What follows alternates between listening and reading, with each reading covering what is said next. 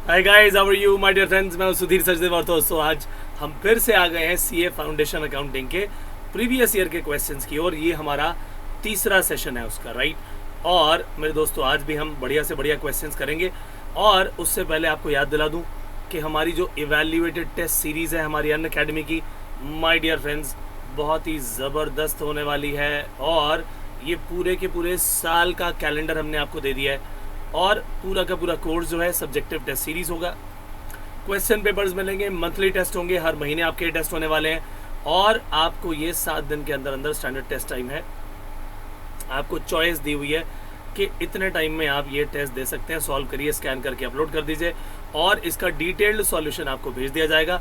पूरे साल का कैलेंडर मंथ वाइज आपके सामने ये मौजूद है और फरवरी के बाद मार्च, अप्रैल, मई, जून, इस महीने मई के अंदर, फिर जून के अंदर कैसा कैलेंडर होगा आइए आपको पहले वो बता दें। 15 से लेकर 18 मई और 15 से लेकर 18 जून ये हमारे 4 टेस्ट होने वाले हैं, accounts, law, maths and economics, right. उसी तरह से सीए इंटरमीडिएट और सीए फाइनल की भी क्लासेस को पहले बता दिया गया है।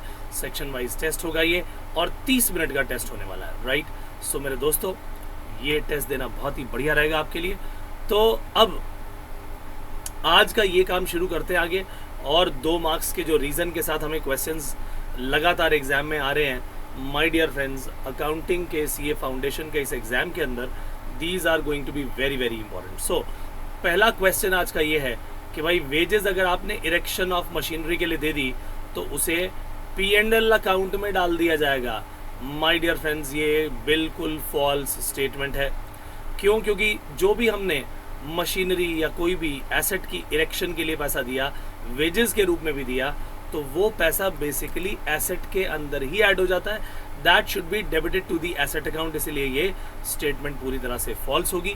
और मेरे भाई क्या किया जाए, कैपिटल एक्सपेंडिचर है, it should have been debited to machinery account, ये सही रहता, करेक्ट। अगला क्वेश्चन है amount paid for acquiring goodwill is a deferred revenue expenditure, बिल्कुल गलत, ये भी गलत। क्योंकि गुडविल का पैसा जो आप देते हो भैया वो आपका एक फिक्स्ड एसेट बनता है, राइट। डेफर्ड रेवेन्यू एक्सपेंडिचर आप उसे नहीं मानते, फिक्स्ड एसेट होता है आपका, इसीलिए ये स्टेटमेंट भी मेरे दोस्तों हो गई false. This is a fixed asset, ये एक इनटेंजिबल एसेट है, उसका एक्विजिशन आपने किया है, so this statement is false. अब लिखा जी पेटेंट राइट्स एक नॉमिनल अकाउंट है, ये भी गलत हो गया। क्यों नॉमिनल अकाउंट नहीं है? नॉमिनल अकाउंट होता है भाई खर्चे और इनकम के अकाउंट। और पेटेंट एक्ट जो पेटेंट राइट जो है ये क्या है? ये तो आपका एक इनटेंजिबल एसेट है, इसीलिए ये भी स्टेटमेंट फॉल्स हो गई। So this is also a false statement क्योंकि ये एक रियल अकाउंट है ना कि नॉमिनल अकाउंट। चलिए अगला क्वेश्चन देखते हैं। क्वेश्चन नंबर 4 लिखा है overhead expenses of second hand machinery purchased are revenue expenditure. भैया सेकेंड हैंड मशीन को जब आप खरीदोगे और उसके ऊपर कुछ खर्चे करेंगे, उस खर्चों के बाद ही वो मशीनरी, वो एसेट काम के लायक बनता है, तो उसे कैपिटल एक्सपेंडिचर में ऐड किया जाता है ना कि रेवेन्यू में।